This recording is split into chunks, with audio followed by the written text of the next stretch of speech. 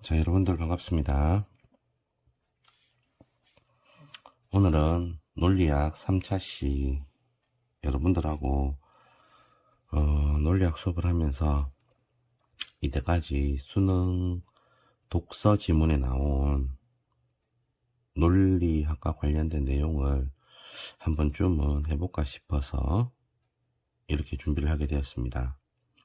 이번 시간에는 여러분들하고 어떤 논리학에 대한 개념을 이해하고 적용하고 이런 것보다는 논리학 개념이 이런 식으로 시험 문제에 나오는구나, 이런 식으로 출제가 되는구나 라고 생각을 해 주셨으면 좋겠습니다.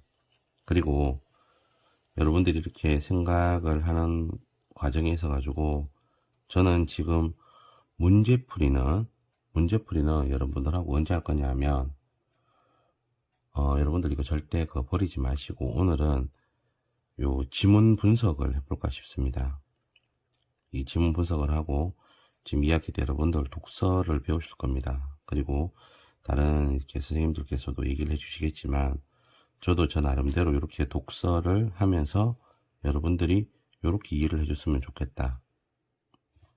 뭐 이런 식으로 좀 고민을 해줬으면 좋겠다라는 부분에서 한번 수업을 해보려고 합니다.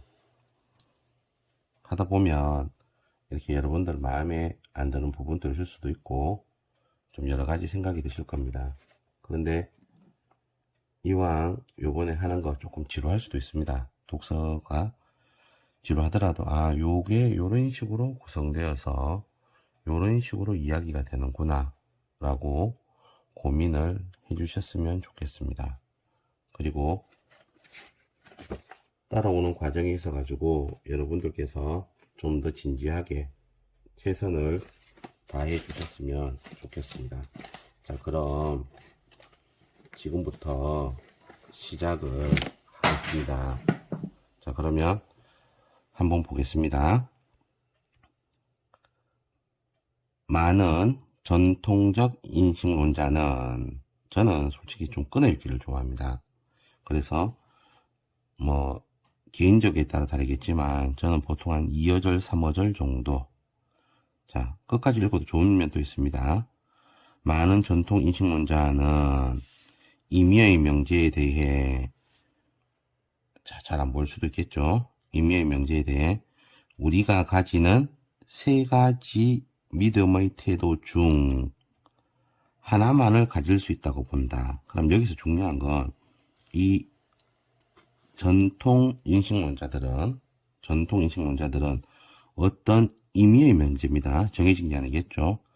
자, 우리가 배웠지만은 명제는 참과 거짓의 가능한 판별이 가능한 문장이라고 되어 있었죠. 그런데 전통 인식론자들은 임의의 명제에 대해 세 가지 믿음의 태도 중 하나만을 가질 수 있다고 얘기하고 있습니다. 자, 가령 임의의, 가령 눈이 온다, 이런 문장이 있겠죠. 이런 명제가 있겠죠. 이게 이제 임의의 명제가 되겠죠. 내일 눈이 온다는 명제를 참이라고 믿거나 거짓이라고 믿거나 참이라고 믿지도 않고 거짓이라고 믿지도 않을 수 있다라고 나오죠. 그죠? 그렇기 때문에 우리가 여기서 한 가지 생각을 해주셔야 될 거는 뭐냐 하면 전통인식론자들은 세 가지 믿음의 태도가 여기 1번 명제가 참이라고 믿는 것, 2번 거짓이라고 믿는 것, 3번 참이라고 믿지도 않고 거짓이라 믿지도 않을 수 있다라는 이 세 가지의 믿음의 태도를 가지고 있다는 겁니다. 자, 반면 여러분들 앞으로 이런 접속사가 나오면 앞뒤 문장을 저는 뭐 간단하게 갑니다. 원인이냐 결과냐, 아니면 순행이냐 순접이냐 역접이냐 이런 식으로 가는데 그런 단어도 잘 안 쓰는데 그냥 그리고냐 그러나냐 아니면은 그러므로냐 이 정도로만 생각을 해주면 됩니다. 그럼 반면이라면 앞에 거와 좀 내용이 다를 수가 있겠죠. 베이즈주의자는, 베이즈주의자는 요런 또 어떤 명사가 나오죠. 믿음의 정도의 문제라고 본다. 이 사람들은 믿음의 정도의 문제라고 보는 겁니다. 믿음의 정도. 그래서 가령 각 인식의 주체는 내일이 눈이 온다가 참이라는 것에 대하여 가장 강한 믿음의 정도에서 가장 약한 믿음의 정도까지 가질 수 있다라고 보는 겁니다. 자, 여러분들, 똑같은 임의의 명제이지만 인식의 주체가, 자, 인식의 주체 이런 단어가 어려울 때는 그냥 나가 이렇게 얘기해도 됩니다. 아니면 갑이 나가 내일 눈이 온다가 참이라는 것에 대하여 가장 믿음의 정도가, 자, 가장 강한 믿음의 정도에서 가장 약한, 그러면 강함과 약함이 나오겠죠. 그러면 쌤 같은 경우에는 예를 들면 이런 게 나오면, 예를 들어서 위에 전통적 인식론자들은 어떤 참, 거짓, 참도 아니고 거짓이도 아니라고 이렇게 딱딱 나눠 구분되어 있죠. 그런데 베이즈주의자는 가장 강한 믿음 정도에서 가장 약한 믿음의 정도까지 가질 수 있다고 했기 때문에 이거는 뭐 굳이 딱 나눌 수는 없겠지만 가장 강한 믿음의 정도를 한 10 정도로 보고 가장 약한 믿음의 정도를 1 정도로 봐도 되지 않을까 싶습니다. 이런 식으로 수치하는 연습을 하면 좋을 것 같습니다. 그래놓고 이처럼 베이즈주의자는 믿음의 정도를 믿음의 태도에 포함함으로써 많은 전통적 인식론자들과 달리 믿음의 태도를 풍부하게 표현한다라고 나와 있죠. 그렇기 때문에 지금 여기서 우리가 생각을 해야 될 거는 어떠한 명제에 대한 믿음의 태도가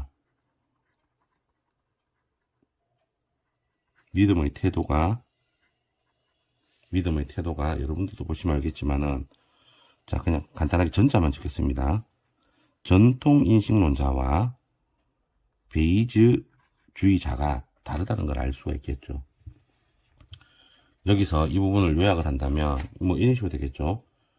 명제에 대한 믿음의 정도는 전통적 인식론자는 명제에 대한 3가지 믿음의 태도 중 하나만 가질 수 있다라고 얘기를 하고 있습니다.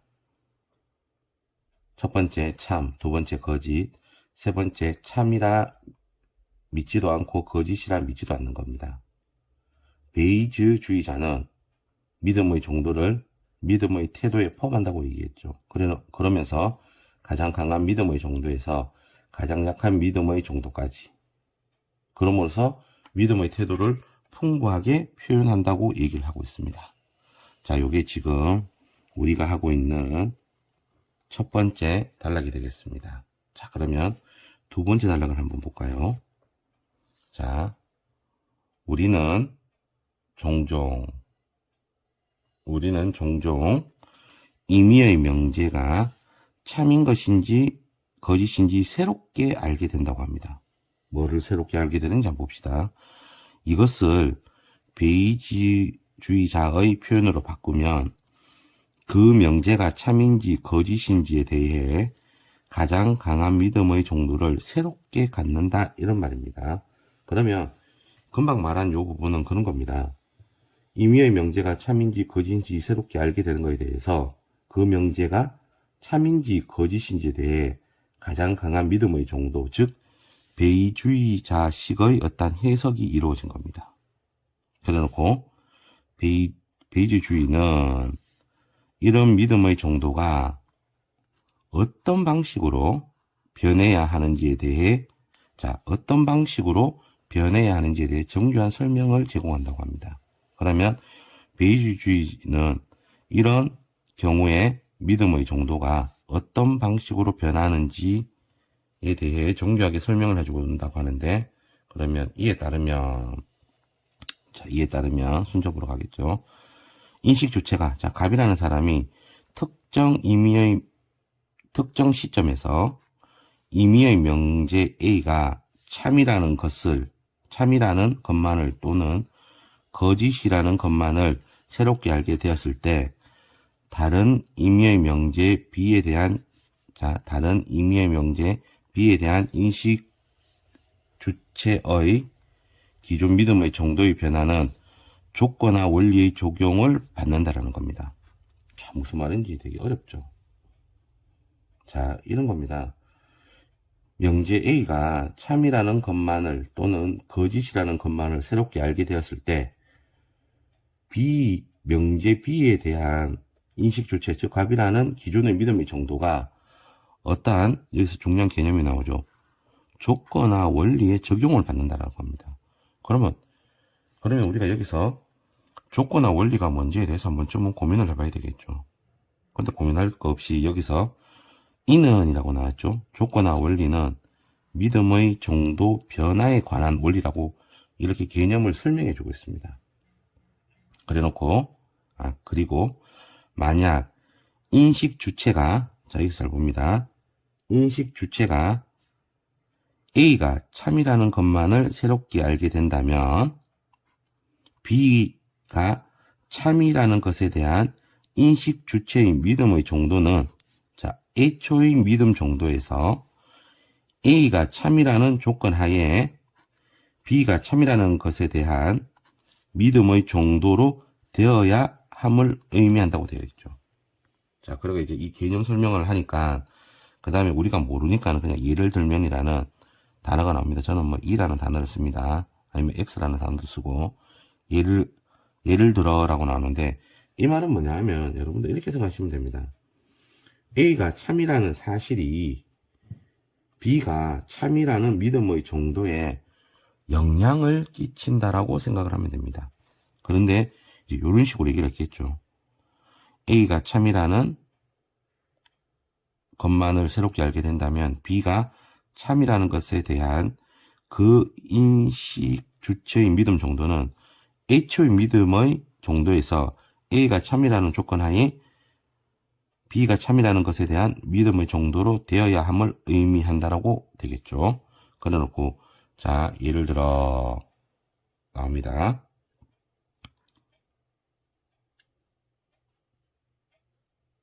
자, 미안합니다. 자, 예를 들어 갑이 내일은 비가 온다가 참이라는 것을 약하게 믿고 있답니다. 그러면 여러분들 여기 내일 비가 온다라는 것을 비명제라고 한번 봐봅시다. 자, 갑이 내일 비가 온다가 참이라는 것을 약하게 믿고, 자, 오늘 비가 온다라는 것을 A 명제라고 한번 봐봅시다. 내일 비가 온다가 참이라는 것을 약하게 믿고, 오늘 비가 온다가 참이라는 조건 하에서, 자, 조건 하에서 내일 비가 온다가 참이라는 것을 강하게 믿는다고 해보자. 그러면 조건화 원리에 따르면 갑이 실제로 오늘 비가 온다. 자, A가 참이라는 것만을 새롭게 알게 되었을 때, 자, 새롭게 알게 되었을 때 내일 비가 온다가 참이라는 것을 그 이전보다 더 강하게 믿는 것이 합리적이다라는 거죠. 이 말은 이렇게 표현할 수가 있습니다. 즉 A라는 그 자체가, A라는 명제가 오늘 비가 온다라는 것이 당연히 B가 명제가 되기 위해서는 내일 비가 온다가 참이라는 것을 그 이전보다 더 강하게 믿는 것이 합리적이라는 거죠. 자, 이 말은 여러분들 이렇게 생각하시면 됩니다. 조건화의 원리는 믿음의 정도의 변화에 관한 원리로서 어떤 명제 A가 참 또는 거짓임을 새롭게 알았을 때 다른 명제 B에 대한 기존의 믿음의 정도가 변한다라는 거죠. 그렇기 때문에 오늘 이 비가 온다라는 명제가 참이라는 것을 새롭게 알았다면 내일 비가 온다라는 명제가 참이라는 것에 대한 믿음이 강해지는 것은 당연히 합리적이라는 겁니다. 그래서 조건화 원리는 새롭게 알게 된 명제가 동시에 둘인 명제의 경우에도 마찬가지로 적용되고, 다만 이 원리는 믿음의 정도에 관한 것이지 행위에 관한 것은 아니다. 자, 이러한 문장도 나중에 잘 알아두기 바랍니다. 일단 조금 이따 문제 풀 적에도 알겠지만, 참 문제는 여러분들이 나중에 가지고 오면 문제를 풀도록 하겠습니다. 자, 일단 요까지 내용을 정리하면 끝내는, 여기서 중요한 건 명제들 간의 관련성이 있을 때 요런 조건화 원리가 성립이 된다라는 겁니다. 그래서 여기서 조건화의 원리를 어렵게 생각하지 말고 이렇게 생각하면 됩니다. 비가 온다라는 A 명제가 참이라는 것을 새롭게 알게 되었을 적에 내일 비가 온다라는 명제가 참이라는 믿음이 강해진다라는 건 합리적이 하는 부분입니다. 그렇기 때문에 이런 예 부분이 나오면 여러분들 잘 좀 이해를 해 주셨으면 좋겠습니다. 자, 여러분들 계속 이어서 가겠습니다. 자, 이런 부분까지 이해가 좀 됐는지 참 생각보다 말이 어렵죠. 근데 믿음의 정도가 앞에 것에 의해 가지고 뒤에 것이 영향을 받는다. 그럼으로써 믿음의 정도가 강해질 수도 있고 약해질 수도 있다. 이런 부분을 좀 많이 어렵게 설명을 한 것 같습니다. 자, 그 다음에 이제 세 번째 단락 보겠습니다. 세 번째 단락. 화면을 조금 더 당겼습니다. 자, 세 번째 단락. 명제들 중에서 위의 외처럼 참인지 거짓인지 새롭게 알게 된 명제와 관련이 된 것도 있지만 그렇지 않은 것도 있다. 여기서 이제 관련된 것도 이런 말이 나오죠. 조건화 원리에 따르면 어떤 명제가 참인지 거짓인지 새롭게 알게 되더라도 그 명제와 관련이 없는 명제에 대한 믿음의 정도는 변하지 않아야 한다. 중요한 얘기가 나오죠. 관련 없는 명제에 대한 믿음의 정도는 변하지 않아야 된다는 겁니다. 그래서 이런 말이 나오겠죠. 예를 들어 위에서처럼 갑이 비가 온다가 참이라는 것만을 새롭게 알게 되더라도 그것과 관련이 없는 명제. 자, 다음 다른 은하에는 외계인이 존재한다에 대한 그 믿음의 정도는 변하지 않아야 한다입니다. 자, 이 말은 끝내는 앞에 조건화 원리를 설명을 했죠. 조건화 원리 과정이 이루어지기 위해서는 처음에는 명제들 간의 관련성이 있는 거고, 그 다음에 명제들 간의 관련성이 없는 거에 대해서는 기존 명제에 대한 믿음 정도의 변화가 일어나서는 안 된다. 이런 것을 설명하고 있습니다. 이처럼 베이즈주의자는 특별한 이유가 없는 한 믿음의 정도는 유지되어야 한다고 보고 있습니다. 그렇기 때문에 여러분들 여기서 핵심 문장은 이런 거죠. 여기서 보면 요 부분이 있습니까? 조건화 원리에 따르면 어떤 명제가 참인지 거짓인지 새롭게 알게 되더라도 그 명제와 관련이 없는 명제에 대한 믿음의 정도는 변하지 않아야 한다는 거겠죠. 즉 명제들 간에 서로 관련성이 없으면 믿음의 정도도 변하지 않아야 된다는 게 이 세 번째 단락의 핵심입니다. 자, 이제 마지막이 되겠습니다. 네 번째. 자, 베이주의자는 이렇게 상식적으로 당연하게 여겨지는 생각을 정당화하기 위해 기존의 믿음 정도를, 상식적으로 당연하게 여겨지는 생각을 정당화하기 위해 기존의 믿음 정도를 유지함으로써 얻을 수 있는 실용성을 호소할 수 있다고 되어 있습니다. 자, 이 말이 생각보다 어려운 말이 될 수도 있겠죠. 무슨 말인지는 모르겠지만, 자, 여러분들 이렇게 갑시다. 상식적으로 당연하게 여겨지는 생각을 정당하기 위해서는 기존 믿음의 정도가 실질적으로 사용될 수 있는 효율성이 있다는 겁니다. 그 말은 조금 더 봅시다. 특별한 이유 없이 학교를 옮기는 행위는 어떠한 방식으로든 우리의 에너지를 불필요하게 소모한다. 베이지주의자는 특별한 이유 없이 기존의 믿음의 정도를 바꾸는 것도 이와 유사하게 에너지를 불필요하게 소모한다고 볼 수 있다. 이 관점에서는 실용성을 추구한다면 특별한 이유가 없는 한 기존의 믿음 정도를 유지하는 것이 합리적이라고 되어 있습니다. 끝내는 여러분들 우리 실질적으로 효율성을 추구한다면은 특별한 이유 없이 기존의 믿음을 유지하는 것이 합리적이라고 베이즈주의자는 얘기를 하고 있습니다. 그래서 베이즈주의자들은 이렇습니다. 그냥 조건화 원리 개념 적용을 설명하고 두 번째 단락에서는, 그리고 세 번째 단락에서는 조건화의 원리의 성립 조건이 있어가지고 명제들 간에 서로 관련성이 없는 것에 대해서는 믿음의 정도의 변화가 없어야 된다는 거. 그리고 특별한 이유가 없는 한 기존의 믿음의 정도를 유지하는 것이 합리적이라는 베이즈주의자의 실용적 효율성을 이야기하고 있습니다. 그래서 마지막 단락은 다시 요약을 하면 베이즈주의자의 실용적 효율성은 특별한 이유가 없이는 기존의 믿음의 정도를 유지하는 것이 합리적이다 라고 이야기를 하고 있습니다. 자, 여러분들 이렇게 해서 쌤이 간략하게나마 논리학 3차시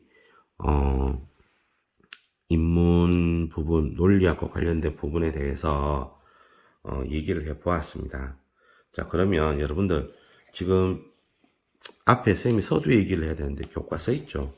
교과서 잠시 펴줍니다.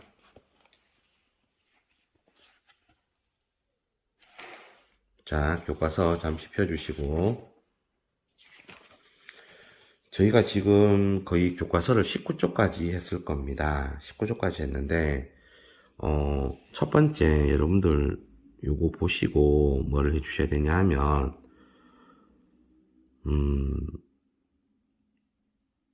요거를 읽었죠? 읽고 난 다음에 뒤에 문제가 두 문제 있습니다. 두 문제를 반드시 풀어주세요. 정확하게 풀고 정답은 맞출 필요가 없습니다. 와서 선생님하고 다시 이거 한번 할 겁니다. 그리고 두 번째는 교과서 20쪽부터 3차시에서 얘기하는 겁니다. 20쪽부터 23쪽까지 반드시 읽어와 주시기 바랍니다. 읽어와 주시기 바랍니다. 그리고 세 번째, 여러분들 물화생지 기억나죠? 물화생지. 자, 물화생지 중에 여러분들이 물화생지를 왜 좋아하는지 5가지 문장으로 적어와 주시기 바랍니다. 이게 숙제입니다. 여기 과제입니다. 그리고 다음 주 이제 다음 주부터 또 다시 우리가 얼굴을 보면서 수업할 때 반드시 요 3차시 종이를 꼭 가지고 오셔야 됩니다. 그래서 선생님이 좀 해석하는 부분에 있어 가지고 여러분들이 이렇게 생각하는 것만큼 아니더라도 같이 우리 교학 성장하는 모습으로 저도 열심히 하고 여러분들도 같이 열심히 할 수 있도록 한번 해보겠습니다. 자, 이번 시간은 여기까지 마치고 지금 숙제 내준 부분 1, 2, 3번 꼭 해주시고 이번 차시 마무리해 주시기 바랍니다. 자, 고맙습니다.